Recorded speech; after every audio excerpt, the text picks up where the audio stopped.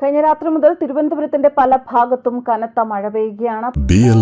കേരള, തമിഴ്നാട്, പോണ്ടിച്ചേരി. പാറശാല പളങ്കലിൽ വീടിനോട് ചേർന്നുള്ള പാറ അടർന്നു വീണ് വീട്ടമ്മയ്ക്ക് ഗുരുതര പരിക്ക് സംഭവിച്ചു. പളുകൽ സ്വദേശിനിയായ രാജകുമാരി എന്ന 50 വയസ്സുകാരിക്കാണ് പരിക്കേറ്റത്. രാവിലെ 5:30 മണിയോടുകൂടി വീടിന് സമീപത്ത് ശുചിമുറിയിൽ കയറുന്നതിനിടയിൽ പാറ മുകളിൽ നിന്നും അടർന്നു വീഴുകയായിരുന്നു. തുടർന്ന് നിലവിളി കേട്ട് ഇവരെ രക്ഷപ്പെടുത്താൻ ശ്രമിച്ചുവെങ്കിലും പാറയുടെ ഇടയിൽപ്പെട്ടുപോയി. തുടർന്ന് പാറശാല പോലീസും ഫയർഫോഴ്സും സ്ഥലത്തെത്തി രക്ഷാപ്രവർത്തനം നടത്തുകയും രക്ഷപ്പെടുത്തുകയുമായിരുന്നു. രാജകുമാരിയുടെ കാലിന് പൊട്ടൽ സംഭവിച്ചിട്ടുണ്ട് എന്നാണ് അറിയാൻ കഴിയുന്നത്.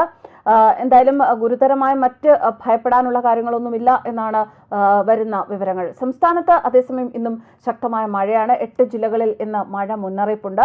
എറണാകുളത്തും ഇടുക്കിയിലും ഓറഞ്ച് അലർട്ടുണ്ട്. പത്തനംതിട്ട, ആലപ്പുഴ, കോട്ടയം, തൃശൂർ, കണ്ണൂർ, കാസർഗോഡ് ജില്ലകളിൽ യെല്ലോ അലർട്ടാണ്. മഴയ്ക്കൊപ്പം ശക്തമായ കാറ്റിനും ഇടിമിന്നലിനും സാധ്യതയുണ്ട്. അടുത്ത ദിവസത്തോടെ മഴയുടെ ശക്തി കുറഞ്ഞേക്കുമെന്നാണ് പ്രവചനം. എന്തായാലും ശക്തമായ കാറ്റിനെ നേരിടാനുള്ള പൊതു ജാഗ്രതാ നിർദ്ദേശങ്ങൾ എല്ലായിടത്തും പോലെ കേരളത്തിൽ അറിയിച്ചിട്ടുണ്ട്. ദുരന്ത നിവാരണ അതോറിറ്റി അറിയിച്ചിട്ടുണ്ട്. ഒറ്റപ്പെട്ട ഇടങ്ങളിൽ ഇന്നും മണിക്കൂറിൽ 40 മുതൽ 50 കിലോമീറ്റർ വരെ വേഗതയിൽ ശക്തമായ കാറ്റിന് സാധ്യത എന്നാണ് കേന്ദ്ര കാലാവസ്ഥാ വകുപ്പ് അറിയിച്ചിരിക്കുന്നത്. ഏറ്റവും കൂടുതൽ നാശനഷ്ടവും ജീവഹാനിയും ഉണ്ടാക്കുന്ന സംസ്ഥാനത്തെ സവിശേഷ ദുരന്തമാണ് ശക്തമായ കാറ്റ്. ശക്തമായ കാറ്റിൽ മരങ്ങൾ കടപുഴകിയും ചില്ലകൾ ഒടിഞ്ഞും വീണും അപകടങ്ങൾ ഉണ്ടാകാനുള്ള സാധ്യതയുണ്ട്. കാറ്റും മഴയും ഉണ്ടാകുമ്പോൾ ഒരു കാരണവശാലും മരങ്ങളുടെ ചുവട്ടിൽ നിൽക്കാനോ വാഹനങ്ങൾ പാർക്ക് ചെയ്യാനോ പാടില്ല. വീട്ടുവളപ്പിലെ മരങ്ങളുടെ അപകടകരമായ രീതിയിലുള്ള ചില്ലകൾ വെട്ടിയൊതുക്കണം. അപകടാവസ്ഥയിലുള്ള മരങ്ങൾ പൊതുവിടങ്ങളിൽ ശ്രദ്ധയിൽപ്പെട്ടാൽ ബന്ധപ്പെട്ട തദ്ദേശ സ്ഥാപനങ്ങളെ അറിയിക്കുക. ഉറപ്പില്ലാത്ത പരസ്യ ബോർഡുകൾ, ഇലക്ട്രിക് പോസ്റ്റുകൾ, കൊടിമരങ്ങൾ തുടങ്ങിയവയും കാറ്റിൽ വീഴാൻ സാധ്യത ഉള്ളതിനാൽ കാറ്റും മഴയും ഇല്ലാത്ത സമയത്ത് അവ ശരിയായ രീതിയിൽ ബലപ്പെടുത്തുക, അഴിച്ചുവെക്കുകയോ ചെയ്യുക. കാറ്റും മഴയുള്ളപ്പോൾ അതിന്റെ ചുവട്ടിലും സമീപത്തും നിൽക്കുകയോ വാഹനങ്ങൾ പാർക്ക് ചെയ്യുകയോ അരുത്. ചുമരിലോ മറ്റോ ചാരിവെച്ചിട്ടുള്ള കോണി പോലെയുള്ള കാറ്റിൽ വീണുപോകാൻ സാധ്യതയുള്ള ഉപകരണങ്ങളും മറ്റു വസ്തുക്കളും കയർ ഉപയോഗിച്ച് കെട്ടിവെക്കേണ്ടതാണ്. കാറ്റ് വീശി തുടങ്ങുമ്പോൾ തന്നെ ജനലുകളും വാതിലുകളും അടച്ചിടേണ്ടതാണ്. ജനലുകളുടെയും വാതിലുകളുടെയും സമീപത്ത് നിൽക്കാതിരിക്കുക.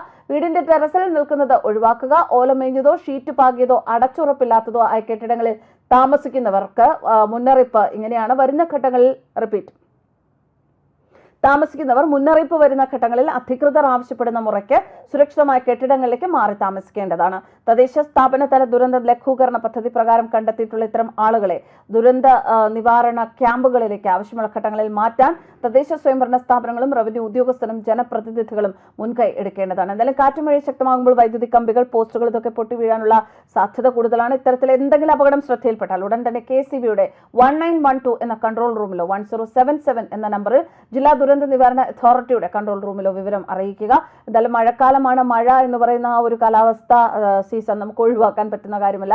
പ്രകൃതിയുമായി ബന്ധപ്പെട്ട കാര്യം തന്നെയാണ്. അതേസമയം പ്രകൃതി ദുരന്തങ്ങൾ വരുന്ന സമയത്ത് ജാഗ്രത പാലിക്കാൻ നമുക്ക് സാധിക്കും. ജാഗ്രത പാലിക്കുക, സുരക്ഷിതരായിരിക്കുക, ഓരോ യാത്രയിലും അതീവ ശ്രദ്ധാലുക്കളായിരിക്കുക. News desk karmas.